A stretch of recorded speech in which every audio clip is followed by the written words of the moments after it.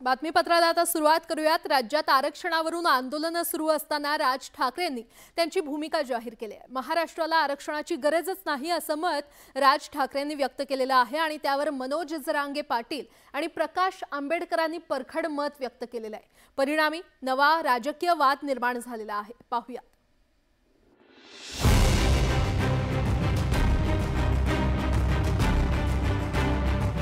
सध्या महाराष्ट्रात आरक्षणासाठी वेगवेगळी आंदोलनं सुरू असतानाच सोलापूर दौऱ्यावर असलेल्या राज ठाकरेंनी आरक्षणाच्या बाबतीत एक वेगळंच वक्तव्य केलंय।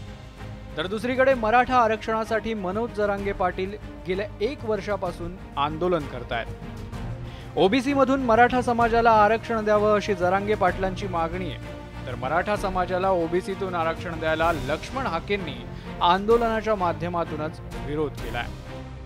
त्यामुळे राज्यात मराठा समाज बांधव आणि ओबीसी समाज बांधव यांच्यात संघर्षाची स्थिती निर्माण झाली आहे। निवडणुकीत आरक्षणाचा मुद्दा प्रभावी ठरतोय।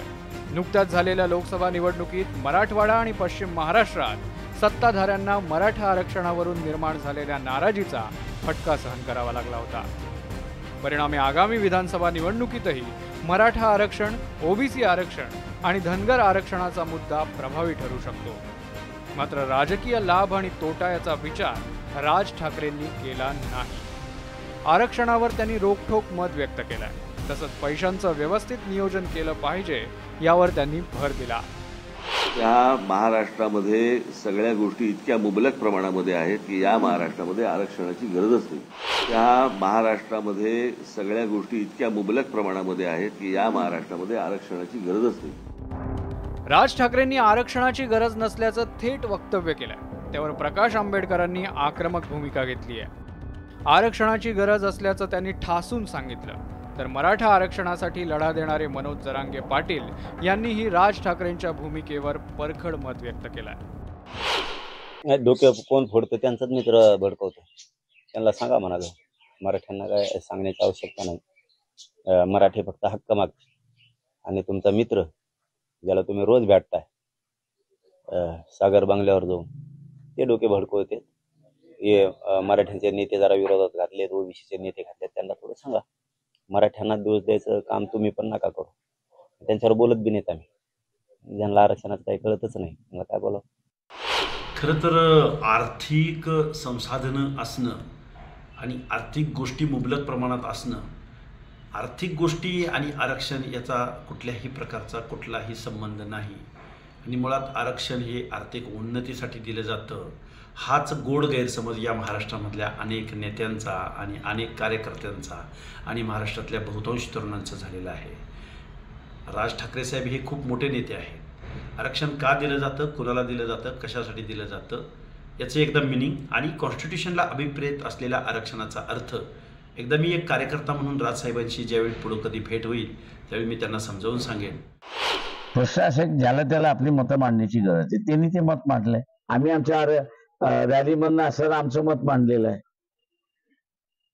त्याच्यामुळे असं तुम्ही राज ठाकरेला जे विचारलं का की बाबा ही आरक्षण बचाव रथ यात्रा चालली आहे त्याच्याबद्दल तुमचं मत काही आहे का? आरक्षणासाठी लढा देणाऱ्यांनी राज ठाकरेंवर तोफ डागली, तर सत्ताधाऱ्यांनीही आरक्षण टिकवण्यासाठी सरकार कटिबद्ध असल्याचा शब्द दिला। भारतरत्न डॉक्टर बाबासाहेब आंबेडकरांनी जे आरक्षण दिलेलं आहे ते आरक्षण टिकलं पाहिजे, ते शेवटच्या व्यक्तीला मिळालं पाहिजे, याकरता आमचं सरकार कटिबद्ध आहे।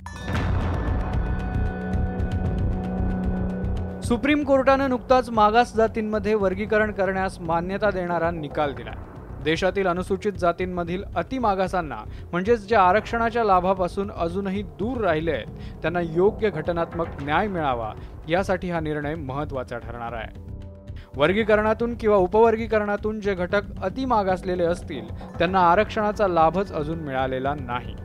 त्यांच्यासाठी स्वतंत्र आरक्षण देण्यासंबंधीचा सुप्रीम कोर्टाचा निकाल आहे। या पार्श्वभूमीवर राज्यात कुणाला किती आरक्षण आहे ते पाहूयात। 2001 सालच्या राज्य आरक्षण कायद्यानुसार महाराष्ट्रात सध्या एकूण 52% आरक्षण आहे। त्यामध्ये अनुसूचित जातीला 13%, अनुसूचित जमातीला 7%, मागास प्रवर्गाला 19%, विशेष मागास प्रवर्गाला 2%, विमुक्त जातींना 3%, भटक्या जमाती ब 2.5%, भटक्या जमाती क धनगर 3.5%, भटक्या जमाती ड वंजारी 2% असं एकूण 52% आरक्षण लागू आहे. यासह आर्थिक मागास प्रवर्गांना दिलं जाणारं 10% आरक्षणही सध्या राज्यात लागू आहे. तर घटनाकारांनी आरक्षण देण्यामागची त्यांची भूमिका काय होती, आरक्षणाची गरज का होती, यावर तज्ज्ञांनी व्यक्त केलेलं मत पाहूयात. SC ST असं झालं आणि त्याचे सब कॅटेगरी त्याच्यामध्ये घेतल्या, कारण मग SC चे कायदे, ST चे कायदे असं करायचं ठरलं. आदिवासींचे कायदे आणि पूर्वाश्रमीच्या अस्पृश्यांचे कायदे वेगळे असं. आरक्षणाची अत्यंत गरज होती. आपली कल्पना जगात पहिली आहे, आरक्षण देऊन आपल्याच लोकांना वर आणून आपला देश समर्थ करण्याचे. आपल्या नंतर 4 वर्षांनी अमेरिकेने केलं. राज ठाकरेंनी आरक्षणावर त्यांचं मत व्यक्त करतानाच महाराष्ट्रातील मुलांना शिक्षण आणि नोकरी मिळाली पाहिजे, यात जात येते कुठे असा थेट मुद्दा उपस्थित केला. महाराष्ट्रात सर्वाधिक नोकऱ्या निर्माण होतात, खासगी शिक्षण संस्था आणि नोकऱ्यात आरक्षण नाही.